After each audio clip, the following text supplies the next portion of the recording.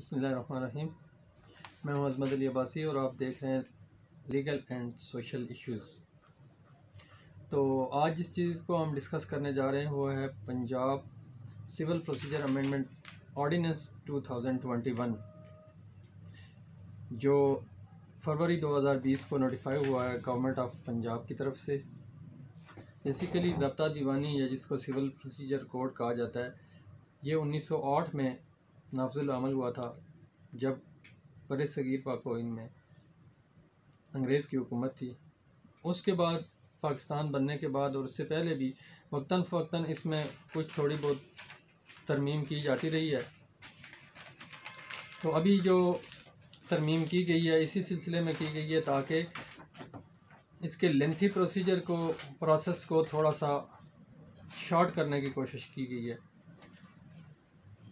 और दूसरा इसका मकसद ये है कि to encourage alternate dispute resolution, कि लोगों को अंदर ये शऊर भी पैदा किया जाए कि वो अल्टरनेट डिस्प्यूट रेजोल्यूशन की तरफ जाएं। तो इस लेंथी प्रोसीजर को शॉर्ट करने के लिए जो इस अमेंडमेंट ऑर्डिनेंस 2021 में जो बातें की गई हैं, जो अमेंडमेंट्स की गई हैं, जो तरमीम की गई हैं, उनमें जो ज़रूरी और आम बातें हैं वो आज हम इस वीडियो में डिस्कस करेंगे और उनसे हमें क्या फ़ायदा होगा या ट्रायल की जल्दी डिसाइड होने में, सिविल केस के जल्दी डिसाइड होने में कितना असर पड़ेगा। तो सबसे पहली बात जो की गई है कि वो सेक्शन 6 में अमेंडमेंट की गई है, जो मौजूदा CPC का सेक्शन 6 था, उसमें अमेंडमेंट करके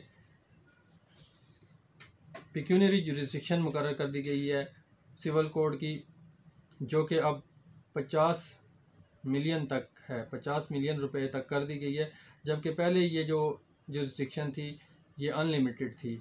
सिविल कोड को अनलिमिटेड जुरिस्डिक्शन हासिल थी, चाहे 10 करोड़ का हो, 1 अरब रुपए का भी दावे की वैल्यू हो, मालियती दावा हो, तब भी वो कोड कर सकती थी। लेकिन अब 50 मिलियन रुपए से ज़ायद हो तो वो दावा सिविल कोड नहीं कर सकती। उसके लिए अब डिस्ट्रिक्ट कोड को 50 मिलियन रुपए की मालियती दावे की जो अख्तियार समाअत है वो डिस्ट्रिक्ट कोड को दे दिया गया है, या उससे ज़्यादा की इख्तियार या उससे ज़्यादा की वैल्यू हो सूट की या मालियती दावा जिसको कहते हैं, अगर वो ज़्यादा हो तो फिर डिस्ट्रिक्ट कोड में दावा दायर होगा।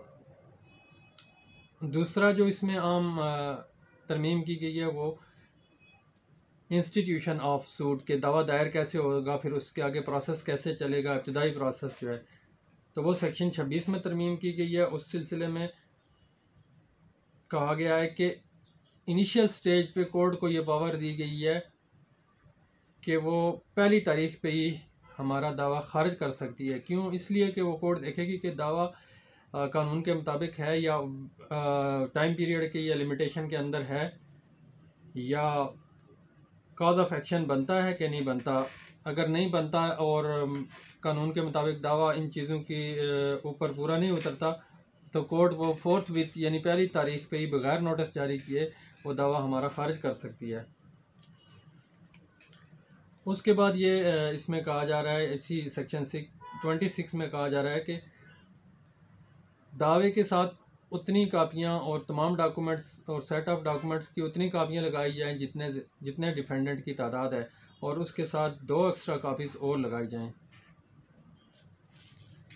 और इसके अलावा यहाँ पे ये भी कहा गया कि कोर्ट जो है वो इस दावे का, हमारे केस का इलेक्ट्रॉनिक रिकॉर्ड भी मेंटेन रखेगी।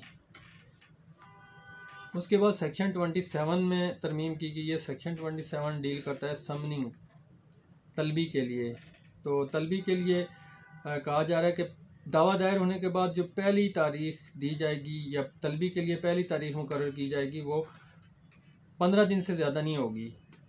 और इसी तरह अगर जिस डिफेंडेंट को तलब किया गया है, बुलाया गया है, अगर वो पेश नहीं होता या सर्विस नहीं हुई है या कोर्ट समझती है कि दोबारा सर्विस होनी चाहिए, दोबारा समन जारी होनी चाहिए, तो फिर 7 दिन से ज़्यादा की तारीख वो नहीं देगी। इन दोनों का मकसद ये है कि जो समनिंग का प्रोसीजर है, प्रोसेस है, उसको भी शॉर्ट किया जाए, जल्दी कंक्लूड किया जाए। इसके साथ साथ अब एक और ऑप्शन दी गई है, कोर्ट को ये इख्तियार दिया गया है सिविल कोड को कि साइमल्टेनियस सर्विस होगी, यानी मोड्स ऑफ सर्विस 3-4 किस्म के इकट्ठे अडॉप्ट कर सकती है। पहले तो सिर्फ ये होता था रजिस्ट्री हो गई, फिर कोरियर होगा, फिर अखबार इश्तिहार होगा। तो ये सारी चीज़ें अब इन्होंने कहा कि नहीं, अब कोर्ट एक ही तारीख पे सारी चीज़ें अडॉप्ट कर सकती है, कोरियर भी कर सकती है, रजिस्ट्री का भी ऑर्डर कर सकती है और अखबार इश्तिहार का भी कर सकती है, या मॉडर्न डिवाइस के ज़रिए भी समनिंग की जा सकती है, जैसे टेलीविज़न के ज़रिए या मोबाइल के ज़रिए। उसके बाद जो अमेंडमेंट है वो डील कर रही है फाइलिंग ऑफ रिटन स्टेटमेंट। इसी के अंदर बताया जा रहा है सेक्शन 26A के अंदर के filing not later than 30 days from date of service. एक बंदे को सर्विस हो गई, केस का नोटिस सर्व हो गया, तो उस नोटिस के सर्विस के 30 दिन के अंदर अंदर उसने कोर्ट में पेश होकर जवाब दावा देना है। और अगर वो जवाब दावा नहीं देगा तो कोर्ट उसको ज़्यादा से ज़्यादा 15 दिन की मोहलत दे सकती है, सब्जेक्ट टू कास्ट, कि वो हर्जाना जमा करा के फिर वो जवाब दावा जमा करा सकता है 15 दिन के अंदर अंदर। इसके बाद एक और ऑप्शन है कि 15 दिन की मज़ीद कोर्ट उसको मोहलत दे सकती है विद कास्ट, यानी फ़ाइनल अपॉर्चुनिटी। टोटल 60 डेज़ के अंदर अंदर उसको जवाब दावा लाजमी जमा कराना होगा। अगर 60 डेज़ के अंदर अंदर एक डिफेंडेंट जवाब दावा नहीं जमा कराएगा तो after that right of defence, जो उसका हक़ दिफा है, वो क्लोज़ कर दिया जाएगा।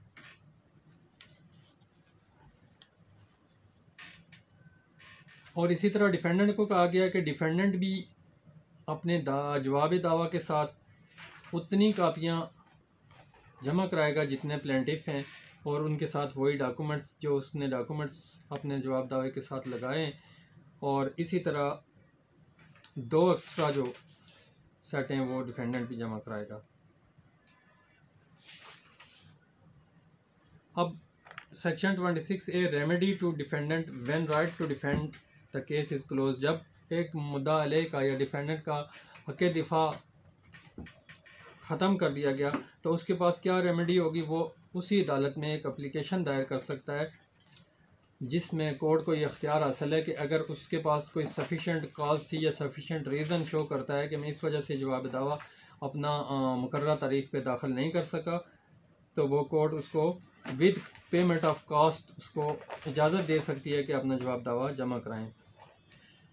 इसी तरह फिर इसी सेक्शन के अंदर प्रोपोज्ड इश्यूज़ के बारे में कहा जाता है, तनक्कीहात जिनको कहते हैं, कि डिफेंडेंट जो है वो defendant shall file propose issues along with written statement. Defendant जो है जवाब दावे के साथ लाजमी जो है वो प्रोपोज्ड मुजवज़ा इश्यूज़ जमा कराएगा, और 7 दिन की मोहलत उसको मज़ीद दी जा सकती है कि 7 दिन के अंदर अंदर अगर उसने नहीं जमा कराया जवाब दावे के साथ तो 7 दिन के अंदर अंदर जमा करा दे। प्रोपोज इश्यूज़ बाय प्लेंटिफ, इसी तरह प्लेंटिफ को कहा जाता है कि जी जवाब दावा जमा हो जाएगा तो जवाब दावे के जमा होने के फ़ौरन 7 दिन के अंदर लाजमी वो इश्यूज़ प्रोपोज इश्यूज़ जमा करवाए। An opportunity of 7 days shall be granted subject to cost. Further यानी अपॉर्चुनिटी है उसको सिर्फ 7 दिन की दी जा सकती है कि वो प्रोपोज इश्यूज़ जमा कराए। और इसके बाद जब दोनों पार्टीज़ अपने प्रपोज इश्यूज़ जमा करा चुकी हैं तो फिर कोर्ट जो है वो इशू फ्रेम करेगी, फ्रेमिंग ऑफ इश्यूज़, जिसके लिए टाइम पीरियड ये ऑर्डिनेंस दे रहा है कि not later than 90 days of institution of suit, के दावा दायर होने के 90 दिन के अंदर अंदर लाजमी जो है वो इश्यूज़ फ्रेम करें। अब दावा दायर हो जाता था पहले तो साल साल जो है वो प्रोसेस तलबियाँ ही चलती रहती थी, लेकिन तलबियों के प्रोसेस को कंक्लूड करके समराइज़ करके शॉर्ट करके कहा गया है कि अब इश्यूज़ की फ्रेमिंग तक की जो स्टेज है वो 90 डेज़ के अंदर अंदर लाई जा रही है कि 90 डेज़ के अंदर अंदर लाजमी जो है वो इश्यूज़ फ्रेम किए जाएं। और दोनों पार्टीज़ को फिर कहा जाता है कि लिस्ट ऑफ विटनेसेस 15 डेज़ के अंदर अंदर जमा कराएं। इश्यूज़ फ्रेम होने के बाद 15 दिन के अंदर अंदर आप लिस्ट ऑफ विटनेसेस जमा कराएं। उसके बाद लिस्ट ऑफ विटनेसेस जमा होने के बाद फिर कोर्ट जो कहती है रिकॉर्डिंग ऑफ एविडेंस के बारे में, सेक्शन 26 के तहत कोर्ट कहेगी कि जी एविडेंस रिकॉर्ड की जाए, और एविडेंस एक कमीशन के ज़रिए रिकॉर्ड की जाएगी। जो कमीशन जो होगा वो from the panel of advocates और रिटायर्ड जजेस से होगा। और एक और नई बात इसमें आ गई है कि पहले CPC में नहीं थी, जो कि वो ये है कि पार्टीज शैल फाइल एफिडेविट्स एज एविडेंस। पहले ज़बानी इन चीफ होता था, अब एफिडेविट्स पार्टीज जमा करवाएंगी अपनी शहादत को रिकॉर्ड करने के लिए। और कमीशन के ज़रिए अगर शहादत लिखी जाती है या उसमें टाइम लगता है या उसने ऑडियो वीडियो के ज़रिए भी रिकॉर्डिंग करनी है, तो उसके लिए फिर उसको टाइम दिया गया कि 90 डेज़ के अंदर अंदर वो फाइनलाइज़ करे एविडेंस की रिकॉर्डिंग को और रिपोर्ट जमा करवाए कोर्ट में। और फर्दर इसमें कहा गया कि अगर कोई और चीज़ें इसमें मज़ीद डिस्क्राइब करने के हवाले से हों या उनको एक्सप्लेन करने से के हवाले से हैं, तो फिर हाई कोर्ट जो है वो रूल्स फ्रेम करेगी for the recording of evidence through commission. और आगे चलता है हुए ये कहता है जी अमेंडमेंट ऑर्डिनेंस फाइनल आर्गूमेंट्स के बारे में ये कहता है कि after closing of evidence not later than 15 days, जब एविडेंस क्लोज हो गई तो 15 दिन के अंदर अंदर फाइनल आर्गूमेंट्स करने हैं। और फाइनल आर्गूमेंट्स ज़बानी भी हो सकते हैं और तहरीरी भी किए जा सकते हैं। और इसी तरह फिर प्रोनाउंसमेंट ऑफ जजमेंट के लिए सेक्शन 33 में तरमीम की गई है और ये कहा गया कि with in 90 days of final hearing के 90 दिन के अंदर अंदर आपको फैसला सुना दिया जाएगा, फाइनल फैसला जो केस का है। ये दावा दायरी से 90 दिन नहीं है, बल्कि फ़ाइनल हियरिंग, ये सारे प्रोसेस कंप्लीट हो गए, शहादत हो गई, फाइनल आर्गूमेंट्स हो गए, तो फाइनल डिसीजन की बात हो रही है। इसी तरह स्पॉट इंस्पेक्शन के बारे में थोड़ी सी अमेंडमेंट्स की गई हैं और स्पॉट चेक्स का भी एक रखा गया है तरीका के कोर्ट जो है वो स्पॉट चेक्स कर सकती है। और वो कब हो सकते हैं, वो डिग्री या जजमेंट के पास होने के बाद, यानी इम्प्लीमेंटेशन ऑफ ऑर्डर को कोर्ट चेक करेगी कि किस हद तक मेरे ऑर्डर की एग्जीक्यूशन हुई है। और इसी तरह तरमीम की गई है अपील फ्रॉम फाइनल जजमेंट और डिग्री सेक्शन 96 में, कि अपील के प्रोसीजर में भी तरमीम की गई। Appeal shall lie to the high court. अब अपील जो है वो तमाम सिविल कोर्ट के फैसला हो या डिस्ट्रिक्ट कोर्ट का फैसला हो, उसके खिलाफ अपील जो है वो हाई कोर्ट में होगी और वो होगी with in 30 days of final decision, 30 दिन के अंदर अंदर होगी। और हाई कोर्ट के लिए टाइम पीरियड रख दिया गया है इस ऑर्डिनेंस के अंदर के 90 दिन के अंदर अंदर हाई कोर्ट ने उस अपील को डिसाइड करना है। और इसमें एक और आम तरमीम जो आई है वो सेकंड अपील उसको ख़त्म कर दिया गया है। और अपील अगेंस्ट ऑर्डर